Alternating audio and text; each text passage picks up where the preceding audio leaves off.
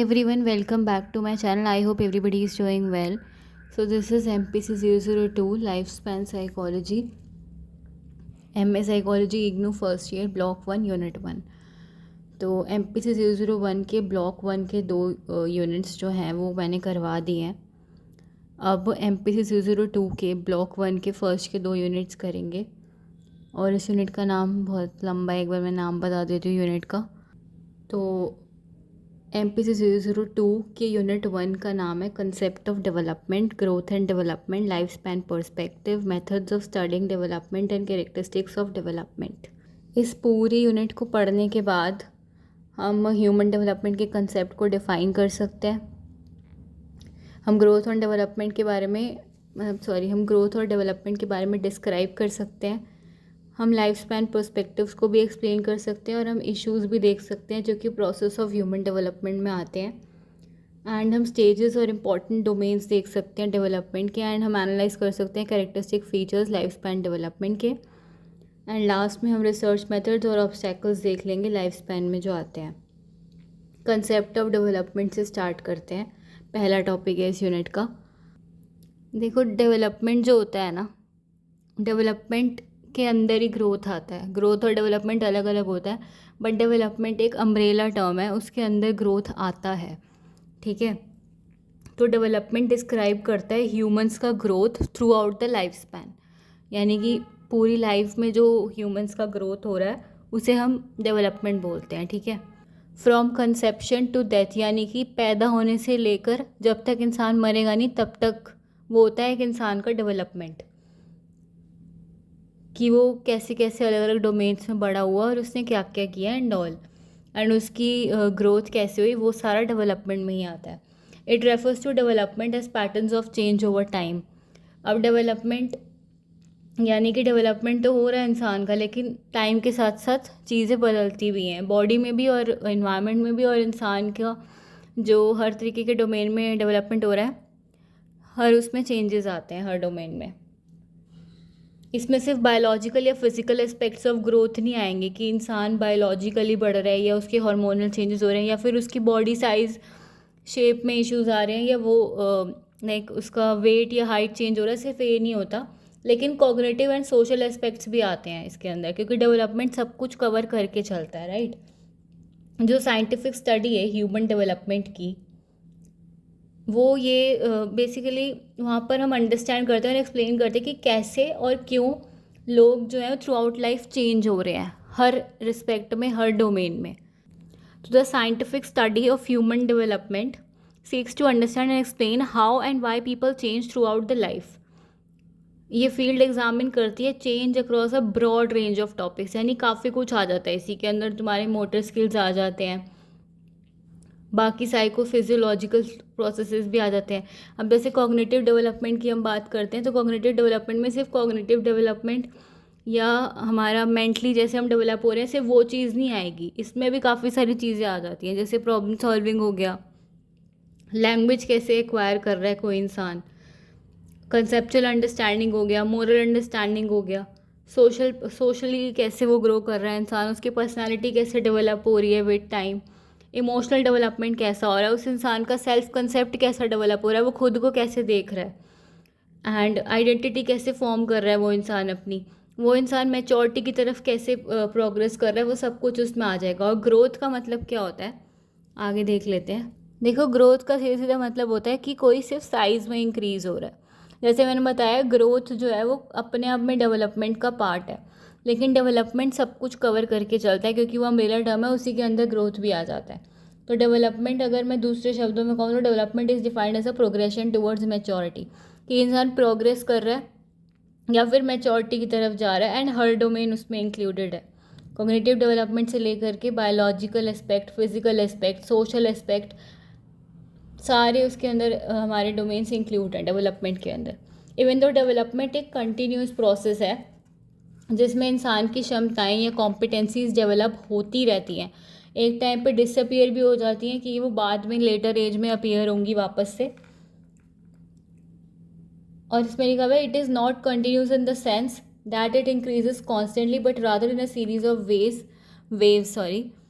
तो it is not continuous in the sense that increases constantly, लेकिन series of waves में with whole segments of development recurring repetitively. अब यहाँ पे कहना क्या चाह रहे हैं कि डेवलपमेंट वैसे तो एक कॉन्टिन्यूस प्रोसेस है, क्योंकि उसमें इंसान की कॉम्पिटेंसीज और क्षमताएं जो हैं वो डेवलप होती रहती हैं, ठीक है। जैसा मैंने यहाँ पर लिखा हुआ है इसकी बात कर रही हूँ मैं अभी, ठीक है। हाँ, तो इंसान की कॉम्पिटेंसीज यहाँ पे डेवलपिंग होती रहती हैं, लेकिन एक टाइम पे वो डिसअपियर हो जाती हैं कॉम्पिटेंसीज, कि वो बाद में लेटर एज में वापस से अपीयर होंगी। तो उस सेंस में ये कह रहे हैं कि it is not continuous in the sense कि ये इंक्रीज़ हो रहा है एकदम से और लगातार बढ़ता जा रहा है, इट इंक्रीजेज कॉन्स्टेंटली, लेकिन सीरीज ऑफ वेव्स में, यानी कि सीरीज ऑफ वेव्स यानी कि कैसे समझाऊँ यार, हाँ, सीरीज ऑफ वेव्स यानी कि एक स्टेजेस में एक पर्टिकुलर ऑर्डर में हायरार्की में ये बढ़ रहा है और धीरे धीरे करके बढ़ रहा है, मतलब इंक्रीज तो हो रहा है लगातार, बट एक ऑर्डर में और एक पर्टिकुलर स्पीड से इंक्रीज हो रहा है, जहाँ पे सारे सेगमेंट या सारे पार्ट जो हैं डेवलपमेंट के वो वापस से हो रहे हैं और लगातार हो रहे हैं। Whole segments of development recurring repetitively. For example, जैसे कि नया न्यूबॉर्न जैसे होता है, न्यूबॉर्न जो होता है, जो इंसान अभी पैदा ही हुआ है, वो वॉक करना एकदम से नहीं सीखता ना, धीरे धीरे सीखता है। पहले वो क्रॉल करता है, फिर वो खड़े होना सीखता है, फिर वो चीज़ों को पकड़ कर चलना सीखता है। तो इसकी एबिलिटी बीच में अगर एक मिनट क्या लिखा हुआ है, for example newborn walk if held, अगर तुम उसको रोक दो, ठीक है, तो then this ability disappear only to reappear at 8 और 10 मंथ्स ऑफ एज, राइट। कि अगर कोई बच्चा है और वो वॉक करने लगे या वॉक करना चाहे और तुम उसको रोक दो कि वो गिर ना जाए या वो भी ढंग से चल नहीं पाएगा, और शुरू में तो बच्चा वैसे भी क्रॉलिंग करता है, कुछ टाइम बाद ही वो वॉक कर पाता है प्रॉपर, ठीक है। इसमें भी स्टेजेस होते हैं, मतलब इंक्रीज हो रहा है पर धीरे धीरे अपनी स्पीड से, और इंडिविजुअल डिफरेंसेस भी होते हैं कि हर इंसान अपने हिसाब से ही करता है, ठीक है। बैकग्राउंड वॉइसेस को अवॉइड करना। तो ये एबिलिटी डिसअपियर हो जाती है कि ये वापस से अपीयर होगी एट 8 और 10 मंथ्स ऑफ एज, क्योंकि 8 और 10 मंथ्स में एज इंसान चलना सीख जाता है और वो चलना शुरू कर चुका होता है, इसीलिए अब वो खुद खड़ा भी हो सकता है इंसान और चल भी सकता है। आई होप ये क्लियर दिख रहा होगा। आगे देख लेते हैं गोल्स ऑफ डेवलपमेंट चेंजेस। जो गोल है ना डेवलपमेंट का, वो यही है कि इंसान को बेसिकली इस लायक बनाना कि वो अपने एनवायरनमेंट में या सराउंडिंग्स में जिसमें वो रहता है वहाँ पर अडेप्ट या एडजस्ट कर पा रहा है, वहाँ पर खुद को ढाल पा रहा है, मतलब वहाँ पर रह पा रहा है आसानी से। और सेल्फ एक्चुअलाइजेशन जो है वो एसेंशियल होता है, बहुत ज़रूरी होता है इन चेंजेस को अचीव करने के लिए। अब सेल्फ एक्चुअलाइजेशन क्या होता है, ये बहुत बड़ी कहानी है। बेसिकली ह्यूमनिस्टिक अप्रोच होती है साइकोलॉजी में, जिसमें अब्राहम मास्लो और कार्ल रोजर्स का कुछ रोल है। उन दोनों ने सेल्फ एक्चुअलाइजेशन की बात करी है। सेल्फ एक्चुअलाइजेशन बेसिकली होता है कि जब इंसान अपने फुलेस्ट पोटेंशियल तक रीच कर जाता है, यानी कि फुली फंक्शनिंग पर्सन बन जाता है। बेसिकली इंसान जो जितना अपनी क्षमताओं के हिसाब से कर सकता है ना ज़िंदगी में अचीव, वो सब वो अचीव कर लेता है। उससे पहले भी कुछ नीड्स होती हैं जो इंसान अचीव करता है, और शायद उन नीड्स को बिना अचीव करे वो सेल्फ एक्चुअलाइजेशन तक नहीं पहुंच पाता है। बट सेल्फ एक्चुअलाइजेशन बहुत ज़रूरी चीज़ है। एनवायरनमेंट में तुम अडेप्ट कैसे कर रहे हो उस चीज़ के साथ डील करने के लिए भी, और उन चेंजेस को एक्सेप्ट करने के लिए भी। तो self actualization is essential to achieve these changes, कि इन्वायरमेंट में क्या चेंजेस हो रहे हैं, इन्वायरमेंट के लोगों में क्या क्या चेंजेस हो रहे हैं, and how you are adapting to your environment in which you live.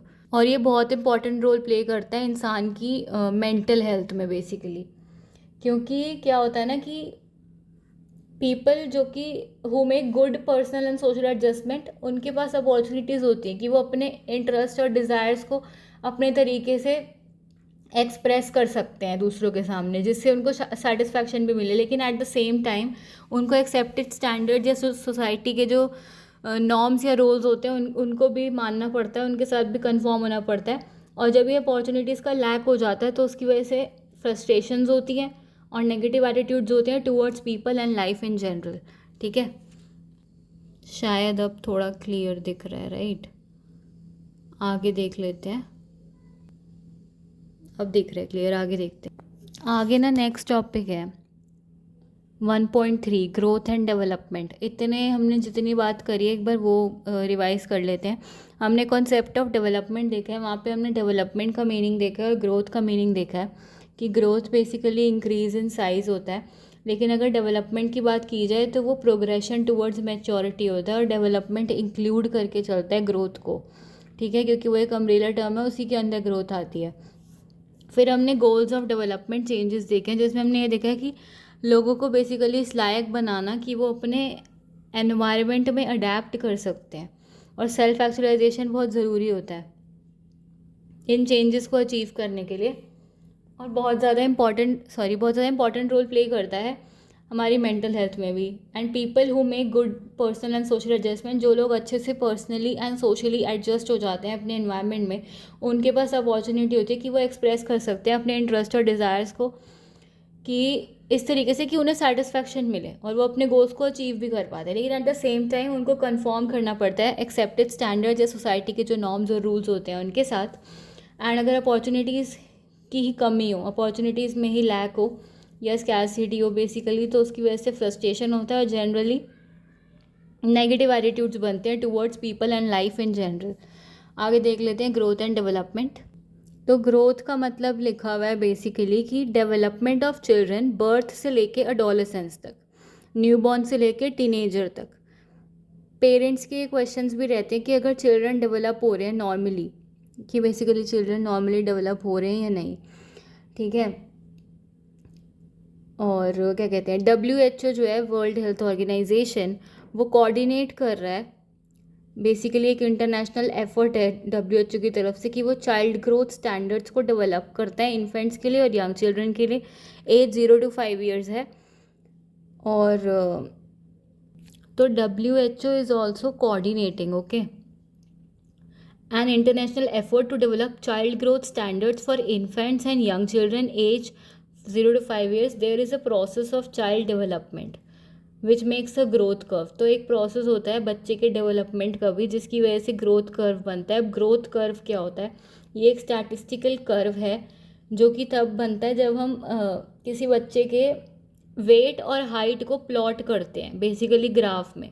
उसकी जो अभी करंट एज है, क्रोनोलॉजिकल एज मतलब कि जो उसकी बायोलॉजिकल एज है, जितने साल का वो अभी है, ठीक है, उस चीज़ को जब हम देखते हैं और कंपेयर करते हैं इंडिविजुअल की चाइल्ड ग्रोथ पैटर्न को average age of the growth से, तो बेसिकली वो होता है हमारा ग्रोथ कर्व। इन शॉर्ट, जब हम ये कहते हैं कि पर्सनालिटी इन्फ्लुएंस होती है काफ़ी फैक्टर्स से, जो कि हमें पता है कि पर्सनालिटी के पीछे भी काफ़ी सारे फैक्टर्स होते हैं, environment, heredity and many more, जिससे पर्सनालिटी अफेक्ट होती है, ये इन्फ्लुएंस होती है। और ये फैक्टर्स जो हैं वो इन्वॉल्व होते हैं in the development of the personality of child.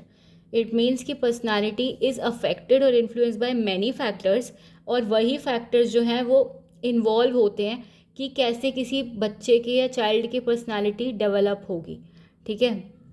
Strongest factor जो होता है in the process of development of personality वो होता है हमारा सोसाइटी एंड चाइल्ड के एक्सपीरियंसेस जो वो सोसाइटी में कर रहा है, और एनवायरनमेंट में जो उसके एक्सपीरियंसेस हैं लोगों के साथ और अपने एनवायरनमेंट के साथ। तो basically most of the child learning, जो चाइल्ड की मोस्टली जो लर्निंग होती है वो सोसाइटी से ही आती है, क्योंकि वो अपनी सराउंडिंग्स में ही रहता है सब ज़्यादा समय शुरू में अपने प्राइमरी केयर गिवर्स यानी कि पेरेंट्स के साथ और नेबरहुड में और अपने सोसाइटी इन्वायरमेंट में ही बिताता है, तो उसकी मोस्ट ऑफ द लर्निंग वहीं से आती है, ठीक है। Most of the child's learning comes from society, surroundings and their experiences. Although ये एक्सपीरियंसेस जो है वो पेरेंट्स के द्वारा सुपरवाइज किए जाते हैं और टीचर्स के द्वारा भी, और मोर ऑफन ये स्पॉन्टेनियस होते हैं, मतलब कि एकदम से हो रहे हैं, कुछ ऐसा प्लान नहीं है, एक के बाद एक चीज़ें खुद ब खुद होती जा रही हैं विद टाइम, स्पॉन्टेनियस होती हैं फैमिली के साथ और नेबरहुड सेटिंग्स में भी। As such one finds that every child is, और हमें पता है कि हर बच्चा दूसरे बच्चे से अलग है, चाहे तुम हर एक बच्चे को सेम रिसोर्स प्रोवाइड कर दो फिर भी वो अलग तरीके से डेवलप और ग्रो करेगा। क्यों? क्योंकि इंडिविजुअल डिफरेंसेस हर जगह है, ठीक है। तो एवरी चाइल्ड इज एक different from another child. Another factor जो कि इन्फ्लुएंस करता है पर्सनैलिटी को होता है कल्चरल फैक्टर्स, कि मतलब म्यूज़िक से लेकर के टेलीविज़न और सारी चीज़ों तक ये बहुत ज़्यादा इन्फ्लुएंस करते हैं एक बच्चे को, और उस पर बहुत ज़्यादा असर डालते हैं कि उसकी पर्सनालिटी कैसे डेवलप हो रही है, वो क्या देख रहा है, क्या ऑब्जर्व करे, कि कोई भी इंसान देख कर सीखता है ना। तो चाइल्ड जो होता है ना वो कॉपी करके और मतलब इमिटेट करके और ऑब्जर्व करके सीखता है, सामने वाले को अपना मॉडल समझ के, ठीक है। तो बेसिकली यहाँ पे लिखा हुआ है As such, one finds that every child is different from the other. Another factor, another factor which influences personality is cultural factor. Everything from music, television, incidental remarks overheard but hardly understood by child to deliberate modeling and training. यानी कि music, television से लेकर या कोई बच्चे के ऊपर कोई रिमार्क भी दे रहा है या कुछ बोल भी रहा है बच्चे के बारे में, कोई कोई कुछ बात भी कर रहा है बच्चे के बारे में, या बच्चे के लिए कोई कुछ बोला भी जा रहा है, कुछ कमेंट पास किया जा रहा है एंड ऑल। एक मिनट में पेज पलट देती हूँ, मैं फिर से पेज पलटना भूल गई हूँ। तो हम अभी कल्चरल फैक्टर्स की बात कर रहे हैं, राइट। नीचे वाला ढंग से दिख नहीं रहा, अब दिख रहा होगा सही से, राइट। ठीक है, आगे बात करते हैं। तो बेसिकली म्यूज़िक, टेलीविज़न और कोई भी रिमार्क्स दे रहा है कोई बच्चे के ऊपर, जो बच्चा सुन रहा है या उसको गलत भी समझ रहा है अपने लिए, नेगेटिवली पॉजिटिवली कैसे भी ले रहा है, उसमें भी इंडिविजुअल डिफरेंस आएंगे। या कभी कभार होता है कि बच्चा तो समझ भी नहीं पा रहा कि उसके बारे में कोई अच्छा बोल रहा है या बुरा बोल रहा है, बेसिकली तारीफ़ कर रहा है बुराई कर रहा है, hardly understood by the child. कि वो कुछ चीज़ ऐसी भी होती है कि बच्चा चाहता तो है या उसे सही भी लगती है बट वो कॉपी भी नहीं कर सकता, उसको मॉडलिंग भी नहीं कर सकता और ट्रेनिंग भी नहीं कर सकता। तो चाइल्ड को एनकरेज किया जाता है कि वो एम्बॉडी करे टिपिकल या आइडल पर्सनालिटी को अपने कल्चर की, ठीक है। कि इस चीज़ को देख कि बच्चा पर्टिकुलरली ये चीज़ देखे या यहाँ से देख के सीखे और ऐसा ही बने, ऐसा बोला जाता है, ऐसा करा भी जाता है। प्लेस जो होता है वो थर्ड फैक्टर होता है जो कि इन्वॉल्व होता है in the development of child. जगह जहाँ पे बच्चा रह रहा है और जहाँ पे बच्चा ज़्यादा इन्वॉल्व है या जहाँ पे बच्चा ज़्यादा जाता है या ज़्यादा अपना टाइम स्पेंड करता है। In addition to biological factor, ठीक है। जैसे कि बच्चा धीरे धीरे बड़ा हो रहा है, एक स्टेज से दूसरे स्टेज में जा रहा है, तो बेसिकली वो बॉडी पार्ट्स का यूज़ करना सीख जाता है। उसको पता है कि कैसे एक्सप्रेस करना है खुद को और अपनी बात कैसे मनवानी है दूसरों से, और कैसे कम्युनिकेट करना है दूसरों के साथ अपने काम के लिए या कैसे भी। और बच्चा जो होता है दूसरों से रिलेशनशिप बनाना भी सीख जाता है कि कैसे दूसरों की केयर करनी है, कैसे लव करना है, how to love and how to work, और काम कैसे करना है, काम कैसे निकलवाना है एंड ऑल। बच्चे के होते हैं ना अलग से टैंट्रम्स जो वो दिखाते हैं अपनी बातें मनवाने के लिए, और ट्रिक्स एंड टैक्टिक्स वगैरह। टैक्टिक्स तो नहीं बोलेंगे क्योंकि बच्चा बहुत इनोसेंट होता है, बट धीरे धीरे जाके वो जो भी बनता है वो सारा हमारे इन्वायरमेंट और आसपास के लोगों का ही रिजल्ट निकल के आता है कि वो जैसा होता नहीं वैसा बन जाता है और उसका नाश टाइप पिट जाता है। खैर जो भी कहें वो अपने अपने व्यूज़ हैं। आगे देख लेते हैं। ओवर द ईयर्स पीपल जो कि स्टडी करते हैं चिल्ड्रन को हैव क्रिएटेड थ्योरीज, उन्होंने थ्योरीज निकाली टू एक्सप्लेन कि बच्चा डेवलप कैसे करता है, हाउ चिल्ड्रन डेवलप। और while these theories realize that every child होता है स्पेशल, हर बच्चा स्पेशल होता है और अपने खुद के यूनिक तरीके से ही ग्रो करता है या डेवलप करता है, ठीक है। उन्होंने ये भी रिकॉग्नाइज़ करा है कि जनरल पैटर्न्स होते हैं जो कि चिल्ड्रन फॉलो ही करेंगे, हर बच्चा वो चीज़ फॉलो करेगा जैसे वो ग्रो रहा है। कुछ चीज़ें कॉमन भी होती हैं, कुछ जनरल पैटर्न्स होते हैं, और ये पैटर्न्स जो हैं उनको डॉक्यूमेंट किया है थ्योरिस्ट ने। 4 एरियाज़ हैं जिसमें चिल्ड्रन का ग्रोथ और डेवलपमेंट बेसिकली देखा जाता है और ये हर बच्चे में होता है। वो 4 एरियाज़ होते हैं हमारे: physical, psychological, cognitive, social emotional, sexuality and gender identity. Physical वाला है कि फिजिकल ग्रोथ होती है बच्चे में जो कि ऑब्वियसली होगी जैसे जैसे बच्चा बड़ा हो रहा है, और चिल्ड्रन की हाइट बढ़ती है, वेट बढ़ता है ओवर द ईयर्स, उनकी अपीयरेंस चेंज होती है काफ़ी हद तक during puberty. And children also develop certain physical abilities, वो बच्चे कुछ फिजिकल एबिलिटीज़ भी डेवलप कर लेते हैं अपने प्रोग्रेशन के दौरान, जैसे वो चाइल्डहुड से अडल्टहुड में जा रहे हैं। क्रॉलिंग थी, फिर वॉकिंग हुई, फिर वो धीरे धीरे भागना सीखे और लिखना सीख गए। पहले पेन पकड़ना भी नहीं आता था, अब लिखना सीख गए हैं, ठीक है। फिर टाइपिंग भी हो जाता है धीरे धीरे। देयर मोटर कोऑर्डिनेशन डेवलप होता है अच्छे से। और वो टारगेट, बेसिकली आर्चरी की बात की गई है कि वो टारगेट पे आराम से शूट कर सकते हैं बहुत एक्यूरेटली। अब धीरे धीरे बच्चा सीख रहा है चीज़ों को, ठीक है। आगे देखते हैं, दूसरा देख लेते हैं साइकोलॉजिकल एंड कॉग्निटिव। तो चिल्ड्रन ऑल्सो डेवलप साइकोलॉजिकली और कॉग्निटिवली, क्योंकि बच्चों का जो ब्रेन है वो अब ज़्यादा इन्फॉर्मेशन एब्जॉर्ब या स्टोर करके रखने लगा है, तो बच्चा लर्न करता है कि उस इन्फॉर्मेशन को जो उसके दिमाग में स्टोर है उसे यूज़ कैसे करनी है और कब कहाँ यूज़ करनी है।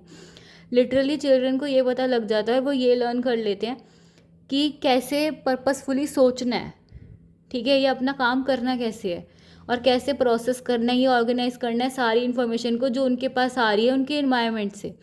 मतलब ये समझ आ जाता है ना कि किस इन्फॉर्मेशन पे ध्यान देना है, कौन सी बात या कौन सी चीज़ ज़रूरी है या काम की है, और किस पे ध्यान नहीं देना है, किस इन्फॉर्मेशन को इग्नोर करना है, बेसिकली कौन सी इन्फॉर्मेशन पे अटेंशन पे करना है, और कौन सी इन्फॉर्मेशन जो है जो उनको डिस्ट्रैक्ट कर रही है, ये गलत है उनके लिए, या उस पर ध्यान नहीं देना। वैसे सही गलत की इतनी समझ आती है नहीं, वो हम देखेंगे आगे। बेसिकली ये चीज़ है कि चिल्ड्रन हैव कि लिटरली बच्चे को ये चीज़ सीखनी पड़ती है, और ये सीखनी चाहिए भी, कि how to think on purpose, कि पर्पस पे कैसे सोचना है, काम की बात कैसे सोचनी है, करनी है, और कैसे ऑर्गेनाइज करना है या प्रोसेस करना है सारी इन्फॉर्मेशन को जो इन्वायरमेंट से उनके पास आ रही है। मतलब बच्चा कर नहीं पाता, उसे ये चीज़ सीखनी ज़रूरी है, लेकिन ऐसा लिखा हुआ है। पहले मुझे लग रहा था ये लिखा हुआ है कि बच्चा ये सीख जाता है फिर करने लग जाता है जब वो साइकोलॉजिकली या कॉग्निटिवली डेवलप हो रहा है, बट ऐसा कहना चाह रहे हैं कि they must learn and they have to learn, उनको सीखना चाहिए या पता होना चाहिए, और ऐसा मतलब कंपल्जन है, ऑब्लिगेटरी है कि मस्ट शुड जैसे बोलते हैं हम, कि ऐसा करना चाहिए एक बच्चे को। तो दे मस्ट लर्न कि कैसे प्रॉब्लम्स को सॉल्व करना है, कैसे बात करनी है, कैसे मेंटल टास्क को कंप्लीट करना है, ये कैसे कोई पजल दी गई है उसे कैसे सॉल्व करना है, ये कैसे रिमेंबर करना है टेलीफोन नंबर को, और कंप्यूटर्स को कैसे यूज़ करना है। आगे देख लेते हैं। आगे है social and emotional. Children grow करते हैं सोशली भी एंड इमोशनली भी।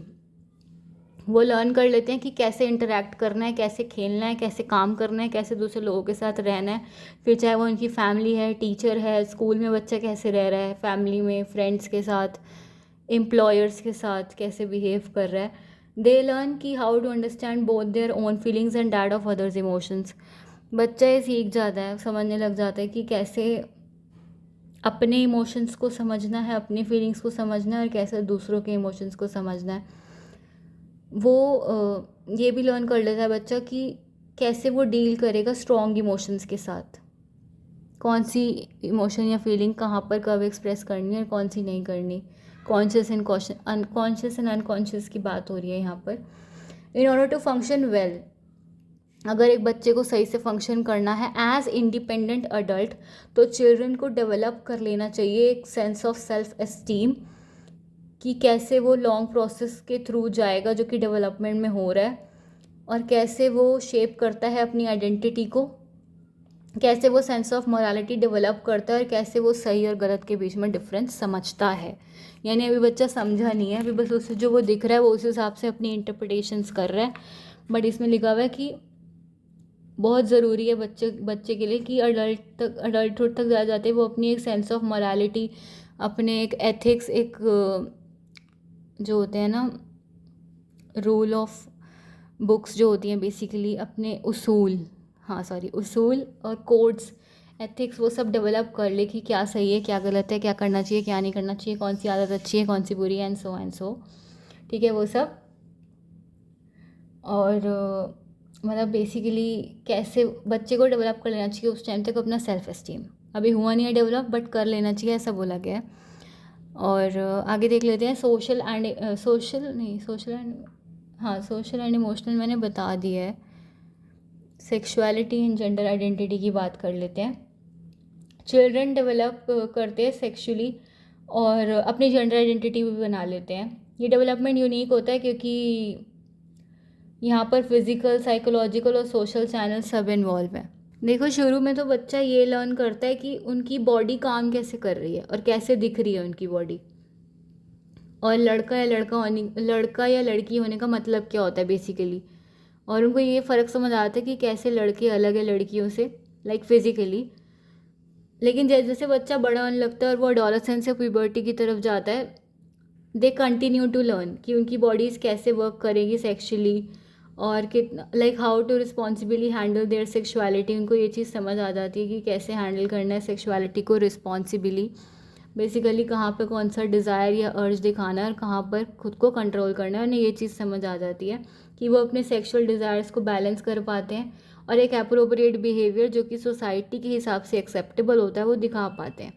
दे continue to decide for themselves, मतलब बच्चा इस उसमें लगा रहता है, वो continue to decide for themselves, they continue to decide for themselves कि मैस्कुलिन क्या होता है और फेमिनिन क्या होता है।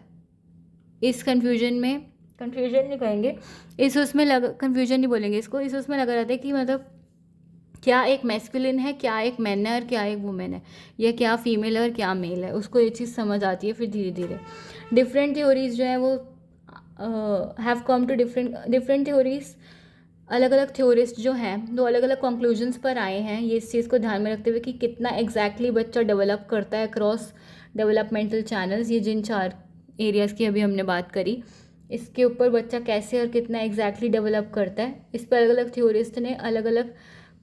थ्योरिस्ट ने मतलब अलग अलग जो लोग हैं उन्होंने अलग अलग कंक्लूजन्स निकाले हैं या उनके अलग अलग व्यूज़ हैं। लेकिन कुछ थ्योरिस्ट ये बिलीव करते हैं कि चिल्ड्रन डेवलप करता है स्मूथली और कंटिन्यूसली, और कुछ थ्योरिस्ट ये बिलीव करते हैं कि चिल्ड्रन डेवलप करता है ज़्यादा डिस्क्रीटली या फिर एक स्टेजेस के फॉर्म में, एक ऑर्डर में, जो कि स्टेबल है। सबके अपने अपने व्यूज़ हैं, ठीक है। क्रिटिकल पीरियड्स ड्यूरिंग डेवलपमेंट, कुछ पीरियड्स होते हैं डेवलपमेंट के जिनको डिफ़िकल्ट पीरियड्स या फिर क्रिटिकल पीरियड्स बोला जाता है, और ऐसा बोला जाता है कि बच्चे it is said that children who do not get special stimulation during the time of their receptivity में get stuck at this period, यानी कि बच्चे को अगर अप्रोप्रिएट या एक्यूरेट या फिर प्रॉपर स्पेशल स्टिमुलेशन नहीं मिल पाता है अगर इस क्रिटिकल पीरियड के टाइम पे या डिफ़िकल्ट पीरियड के टाइम पे, तो बच्चा वहीं उस पीरियड पे अटक भी सकता है, वहीं पे स्टक या फिक्सेटेड भी हो सकता है basically. For instance children learn करता है कि कैसे और कितना ट्रस्ट करना है पेरेंट्स पर। अगर पेरेंट्स लगातार like they are consistently loving और giving attention to their child, या फिर अफेक्शनेट हैं, अच्छे हैं, लविंग हैं और बच्चे को लाइक प्यार करते हैं और उसको पूरा अटेंशन देते हैं और उसका नीड्स वगैरह सुनते हैं और उनको पूरा करते हैं, तो बच्चे को क्या है कि उसको केयर और लव अनकंडीशनली मिल रहा है जो पेरेंट्स से मिलना चाहिए। और ऐसे केसेस में चाइल्ड लर्न कर लेता है कि हाँ उसको ट्रस्ट करना है पेरेंट पर, और उसी हिसाब से उसको आगे जो अडल्ट्स मिलेंगे इन्वायरमेंट में उनके ऊपर भी ट्रस्ट करना है, या वो भरोसा करने लायक हो सकते हैं, वो ये चीज़ समझ लेता है बच्चा, ठीक है। देखो बच्चे का दिमाग ऐसा चलता है ट्रस्ट और मिसट्रस्ट के केस में। हाउएवर अगर चाइल्ड को निगलेक्ट किया जा रहा है या फिर अब्यूज़ किया जा रहा है, या फिर उसकी सिर्फ कमियां ही निकाली जा रही हैं, उसमें सिर्फ खोट ही निकालते जा रहे हैं, फ्लॉज, सिर्फ उसको गलतियां ही, उस पर ज़्यादा ध्यान दिया जा रहा है, उसको कुछ अप्रिसिएशन प्रेज़ ऐसा कुछ नहीं हो रहा है उसके साथ, और उसकी कुछ केयर नहीं की जा रही है, उसे कुछ अफेक्शन नहीं दिया जा रहा, कुछ लव नहीं दिया जा रहा, तो बच्चा डिस्ट्रस्ट डेवलप कर लेता है पेरेंट्स के प्रति, उसका भरोसा उड़ जाता है अपने ही माँ बाप से, जो कि ऑब्वियस है यार। और इस डिस्ट्रेस की वजह से वो इस डिस्ट्रेस को ट्रांसफ़र कर देता है बाकी एडल्ट्स पर, जो कि इन्वायरमेंट में, फिर उसे ऐसा लगता है कि जब अपने ही भरोसा करने लायक नहीं है तो बाहर वो किससे क्या बात कर सकता है, राइट। और इट मस्ट बी रिमेंबर कि इवन दो चाइल्ड का डेवलपमेंट जो है वो एडवर्सली अफेक्ट होता है इस चीज़ से कि उसको अपॉर्चुनिटी मिल भी रही है या नहीं, if he or she is given an opportunity to be with, कि उसको उन पेरेंट्स के साथ रहने की अपॉर्चुनिटी मिलती भी है नहीं जो कि केयरिंग है या लविंग है, या बच्चे वो सारी सहूलियतें दे सकते हैं, इस चीज़ पर भी डिपेंड करता है ना कि पेरेंट्स हैं कैसे, और लाइक कैसे समझाऊँ कि पेरेंट्स हैं कैसे और वो कितना हद तक बच्चे को रिसोर्सेज एंड एवरीथिंग प्रोवाइड कर सकते हैं, मतलब अटेंशन, केयर, लव वगैरह कितना हद तक दे सकते हैं, इस चीज़ पे भी डिपेंड करता है, और पेरेंट्स हैं कैसे उस पर भी, लाइक पेरेंट्स का nature basically. Later develops capacity to trust other adults too in course of time, मतलब कि ये सब पेरेंट्स और घर से ही आता है कि लाइक जो इंसान घर पे भी अपनी चीज़ें एक्सप्रेस नहीं कर सकता, शेयर नहीं कर सकता बातें, क्योंकि उसको वहाँ पर भी लोग जज करेंगे और भरोसे के लायक लोग नहीं है उसके घर पर ही, या जो उसी पर भरोसा नहीं करते, उसी पर शक करते हैं कुछ भी, या उसी को हमेशा गलत समझते हैं, उसी को सब टारगेट बनाते हैं, उसी पे सब हमेशा गुस्सा निकाल के जाते हैं, और बेसिकली उसी को निगलेक्ट या अब्यूज़ किया जा रहा है, तो फिर बाहर भी वही चीज़, बाहर भी वो ज़्यादा किसी पे भरोसा नहीं कर पाएगा, राइट। और उसके अंदर इतनी कैपेसिटी नहीं होगी कि वो अडल्ट्स पर ट्रस्ट करे आगे टाइम पे जाकर, या और भी किसी लोगों पर ट्रस्ट कर पाए, right. Life span perspectives, life span का मतलब होता है कि ऑन गोइंग प्रोसेस है जिसके थ्रू हम जा रहे हैं या जिससे हम गो थ्रू कर रहे हैं ग्रोइंग अप होने के दौरान, तो it is the period of time conception से लेकर डेथ तक। और लाइफ स्पैन डेवलपमेंट पढ़ना बहुत ज़रूरी है क्योंकि ये मदद करता है कि हम डिस्क्राइब कर सकते हैं और एक्सप्लेन कर सकते हैं ह्यूमन डेवलपमेंट के मिस्ट्रीज़ को। लाइफ स्पैन डेवलपमेंट के अंदर इश्यूज़ आ जाते हैं कि जैसे कि कितनी हद तक डेवलपमेंट हो रहा है हमारा, ग्रेजुअल एक्यूमुलेशन ऑफ नॉलेज हो रहा है कि हम नॉलेज कैसे एक्यूमुलेट कर रहे हैं अपने पास, स्टेज लाइक डेवलपमेंट कैसे हो रहा है, स्टेजेस के फॉर्म में डेवलपमेंट कैसे हो रहा है, कितनी हद तक चिल्ड्रन जो है वो इनेट मेंटल स्ट्रक्चर्स के साथ बॉर्न हो रहे हैं, मतलब बच्चे में पहले से ही दिमाग में कुछ चीज़ें स्टोर हैं या नहीं, और कितना वो लर्न करके या एक्सपीरियंस के थ्रू सीख रहा है अपने एनवायरनमेंट से, आसपास के लोगों से या स्कूल से या फैमिली से। मैंने रिसर्चर्स इंटरेस्टेड हैं इस चीज़ में कि कैसे इंटरेक्शन होता है पर्सनल कैरेक्टरिस्टिक्स का, इंडिविजुअल के बिहेवियर का, एनवायरमेंटल फैक्टर्स का, जिसमें सोशल कंटेक्स्ट भी आता है, और उनका क्या इम्पैक्ट पड़ता है बच्चे के डेवलपमेंट पर। साइंटिफिक स्टडी जो है डेवलपमेंट की वो ज़रूरी है, सिर्फ साइकोलॉजी के लिए नहीं बल्कि sociology, education and health care के लिए भी। बाय बेटर अंडरस्टैंडिंग कि कैसे और क्यों लोग चेंज होते हैं और ग्रो होते हैं, one can apply this knowledge to helping people live up to their full potential. एक इंसान मदद भी कर सकता है कि बाकी लोग अपने फुल पोटेंशियल तक ग्रो कर पाएँ, वैसा भी हो सकता है। बेसिकली खुद अच्छे से जो डेवलप हो जाएगा वो ऑब्वियसली वो दूसरों को भी हेल्प करेगा ना, बाकी डोमेन्स में डेवलप होने के लिए या अपने फुलेस्ट पोटेंशियल को रीच करने के लिए। लाइफ स्पैन डेवलपमेंट को डिफाइन किया जा सकता है एज पैटर्न ऑफ चेंज, जो कि कंसेप्शन से लेकर थ्रू द लाइफ साइकिल हो रहा है। और लाइफ स्पैन डेवलपमेंट को ऐसे भी डिफाइन किया जा सकता है कि ये मेथोडिकल है, इंट्रा इंडिविजुअल चेंज हो रहा है, यहाँ पर इंडिविजुअल के अंदर ही चेंजेस आ रहे हैं जो कि प्रोग्रेशन के साथ एसोसिएट हो रहे हैं एज के अकॉर्डिंग, और डेवलपमेंट प्रोग्रेस हो रहा है इस तरीके से कि वो इम्प्लीकेट कर रहा है लेवल ऑफ फंक्शनिंग, कि हाँ इस उम्र तक इंसान इस हद तक फंक्शनिंग, मेंटली इतना हद तक ऐसा फंक्शनिंग कर सकता है और यही अप्रोप्रिएट है। तो वो ये कहना चाह रहा है कि डेवलपमेंट प्रोग्रेस हो रहा है इस तरीके से कि वो इम्प्लीकेट करता है या फिर ये बताता है, ये दिखाता है, ये जताता है, ये डिक्टेट करता है या फिर ये इंडिकेट करता है कि कैसा लेवल ऑफ फंक्शनिंग एक इंसान का हो रहा है अपनी एज के हिसाब से और कैसा होना चाहिए। ठीक है, आगे हम इसके बारे में बात करेंगे। आगे है understanding life span development and एक मिनट, आगे अंडरस्टैंडिंग लाइफ स्पैन डेवलपमेंट है, इश्यूज़ हैं लाइफ स्पैन डेवलपमेंट के, स्टेजेस ऑफ डेवलपमेंट है, डोमेन्स ऑफ ह्यूमन डेवलपमेंट है, characteristics of life span development है जो कि अपने आप में बहुत इंपॉर्टेंट टॉपिक है, फैक्ट्स ऑफ डेवलपमेंट है, research methods for life span development है, obstacles in studying life span development है, देन यूनिट 10 क्वेश्चंस हैं। तो अभी के लिए इतना ही, आई होप समझ में आ गया होगा। वीडियो वैसे भी बहुत लंबी हो चुकी है और इतना ज़्यादा तो लगातार मैंने बहुत टाइम बाद ही बोला होगा। खैर, मतलब बहस करते हुए अलग होता है जब तुम आर्ग्यूमेंट कर रहे हो, बट ऐसे पढ़ाने के उसमें अलग है। खैर जो भी है, अभी के लिए इतना ही, आई होप समझ में आ गया होगा। कुछ भी समझ में नहीं आए तो मुझसे बेझिझक पूछने का कष्ट उठाएं। थैंक यू सो मच अपना कीमती टाइम निकाल कर कीमती वीडियो देखने के लिए। कीप सपोर्टिंग जिज्ञासा जग्गू फॉर मोर वीडियोज़।